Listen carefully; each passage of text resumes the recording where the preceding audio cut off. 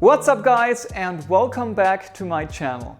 The best business schools in the world allow no room for mistakes when it comes to your MBA application.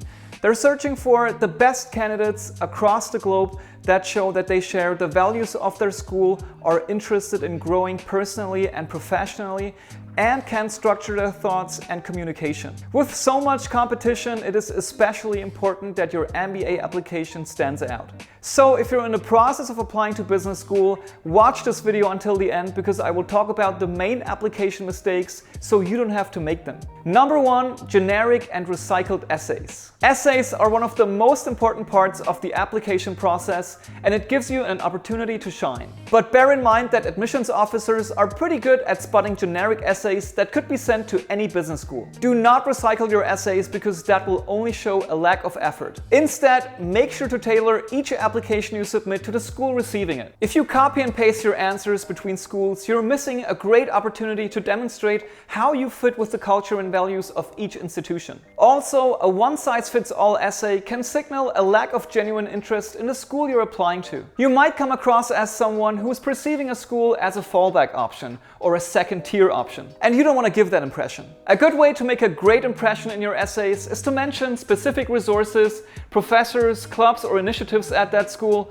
that align with your goals. Ideally, you have visited the school or have had conversations with professors, students, or alumni. Make sure you show that you've done your research and you're excited about what the program offers. Number 2, lying or exaggerating. If you're lying in your MBA application and it will be discovered during the application process, or even after you start your program, you will either be rejected or removed from the program. Even if there is the slightest doubt about certain achievements or job positions and there is no proof for it, your application will be discarded. It's understandable if you're trying to hide employment gaps, for example, but if you're able to explain those reasonably, it won't hurt your application. So be honest right from the get-go. And this leads me to the next point. Number 3, be authentic. Don't come up with stories just for the sake of showing that you're the right fit with the school. Admission officers are interested in getting to know you and getting to know the real you, so try to be as real as possible. This will help you create an interesting essay, for example. Instead of trying to prove you're the ideal candidate they're looking for,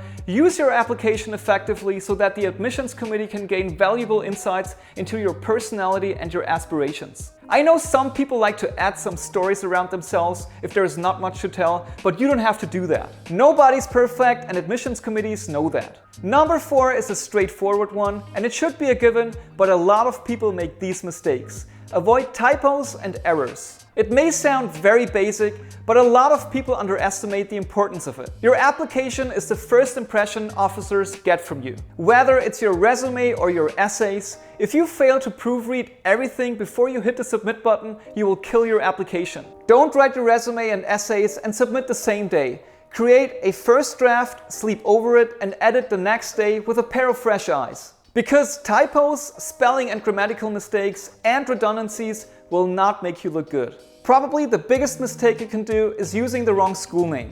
I know admissions officers at several schools, and trust me, this happens more often than you would think. And as you would imagine, this typically results in a rejection. So make sure to proofread your essays multiple times just to be on the safe side. Feel free to ask a friend or a family member to review your application materials with a fresh pair of eyes. Even when you feel confident everything is done, give it another read to put the finishing touches. Number 5, be realistic about your options. The best business schools always have high admission standards and low acceptance rates. Statistically speaking, the chances of getting accepted to a highly ranked MBA program are low. If you're coming straight out of undergrad with a low GPA and a low GMAT with little to no work experience or achievements, it will not make any sense to apply to a Harvard Business School type of business school. You need to be able to present extraordinary credentials, but even then, acceptance is never guaranteed. Therefore, be realistic about your profile and align yourself with programs that fit with your academic and professional background. Reading class profiles of the schools you're interested in is the first step if you want to know what the school is looking for. That will give you a good sense of what they're expecting. Number 6, career goals. Admission officers want to know what you want to get out of your MBA and what your career goals are. If you are not clear about that and you state too many different end goals, such as investment banking, management consulting, private equity, or corporate development, So pretty much everything, you will come across as someone who does not know what he or she wants and basically has no idea and made no effort to have an idea. I agree, almost everyone who applies to business school is a little unclear on what life will look like after an MBA, and we all want to stay flexible because our career goals might change in the next 1 or 2 years. And admissions committees know that, but you must be able to demonstrate that you have a target career that is a logical starting point. Maybe you will change your mind, and that's okay, but at least you can show the admissions committee what you're excited about, what interests you, and how you will get started with the process. Just for the purpose of the application, it's probably best to focus on one path as your ultimate end goal, your plan A if you will, and keep the other in your back pocket as an interesting alternative without mentioning it in your application. Also, keep in mind that whatever you write is not binding. It's okay for you to note your starting point and then change your mind once you learn more as a student. Number 7, timing. Don't wait until the last minute to complete an application. It's really when you work too fast to complete an application when sloppy typos happen. Imagine you send the wrong essay to the wrong school. Give yourself 2 months to start your application. If you're a little bit behind, focus on dedicating a few hours of time during the week and on weekends to your applications. Plan out a week-by-week schedule and set deadlines for yourself. One of the most time-consuming components of the application will be your essays, so it's important to invest time upfront on self-reflection before you get started on your drafts. Start early and pace yourself. Number 8, choosing the wrong recommenders. Although it might appear impressive to have a letter of recommendation written by a company CEO or other C-suite executive, it's more important that you select someone who knows you well and can provide very detailed examples of your performance, skills, and accomplishments. Schools are more interested in getting to know more about you on a deeper level, so think about who you have worked with, who can best attest your skill set, your character, and your achievements. Be sure to pick people who have direct experience supervising you and who want to advocate for you.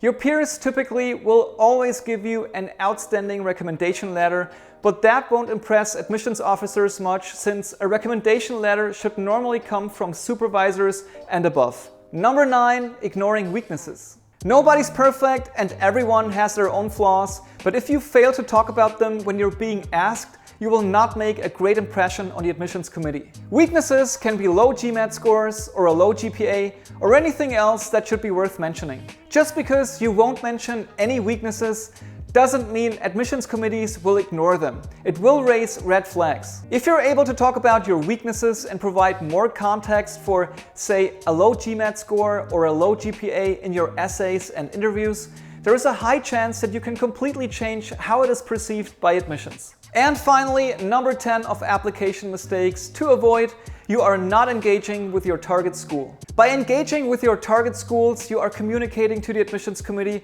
that you truly want to attend their program. And believe me, there are tons of opportunities to engage with the school you want to attend, including talking to current students, alumni, professors, attending MBA fairs, and most importantly, visiting campus.